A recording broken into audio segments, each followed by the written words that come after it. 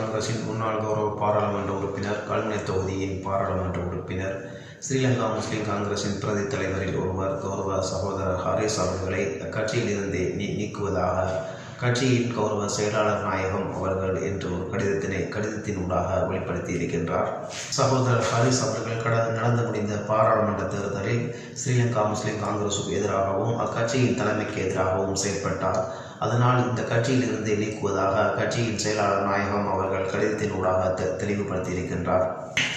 அன்று பெரும் தலைவர் கௌரவ சர் அஸ்ரப் அவர்களினால் சமூகத்திற்காக தோற்றம் பெற்ற ஸ்ரீலங்கா முஸ்லிம் காங்கிரஸை இன்று தனது சுயநலத்திற்காக ஸ்ரீலங்கா முஸ்லிம் காங்கிரஸை அழித்துக் கொண்டிருக்கின்றார் கௌரவ தலைவர் ஸ்ரீலங்கா முஸ்லிம் காங்கிரசின் தற்போதைய தலைவர் ரவுஃப் ஹக்கீம். பெரும் தலைவரின் அகால மரணத்திற்கு பின்பு கட்சியை பாரமெடுத்த ரவுஃப் ஹக்கீம் அவர்கள் தன்னுடைய தலைமை பதவியை தொடர்ந்தும் பாதுகாத்துக் கொள்வதற்காக என்ன வேண்டுமென்றாலும் செய்து கொண்டிருக்கின்றார்.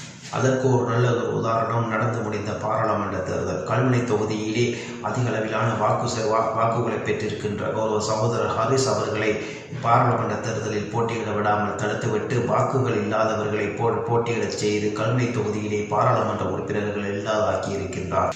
தன்னுடைய தலைவர் பதவியை தொடர்ந்தும் கொண்டு செல்வதாக இருந்தார்.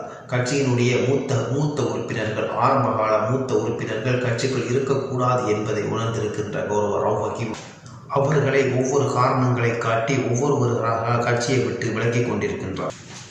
அந்த வகையில் முன்னாள் கௌரவ பாராளுமன்ற உறுப்பினர், மட்டக்களப்பு மாவட்டத்தின் கௌரவ பாராளுமன்ற உறுப்பினர் சகோதரர் பஷீர் சவுதாவத் அவர்களை கட்சியை விட்டு விலக்கினார். சகோதரர் பஷீர் சவுதாவத் அவர்கள் பெரும் தலைவர் கௌரவ சர் அஸ்ரஃபோடு சேர்ந்து அரசியல் செய்தவர். அவ்வாறுபட்ட ஒருவரை தனது சுயநலத்துக்காக கட்சியை விட்டு விலக்கினார்.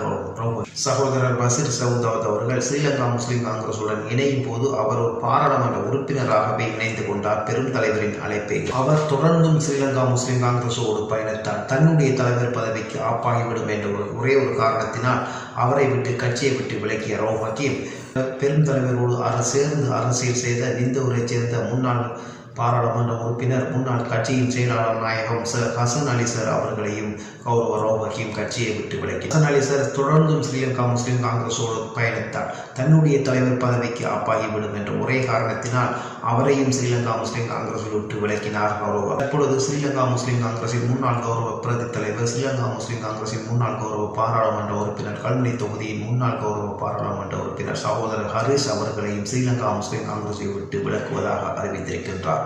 அவரை கட்சியை விட்டு விலக்கிவிட்டு அதற்கான காரணத்தையும் அக்கட்சியின் செயலாளர் நாயகம் ஊடாக ஒரு கடிதம் ஊடாக ஒரு காரணத்தை வெளிப்படுத்தி இருக்கின்றார் ரவுஃப் ஹக்கீம் அவர்கள்.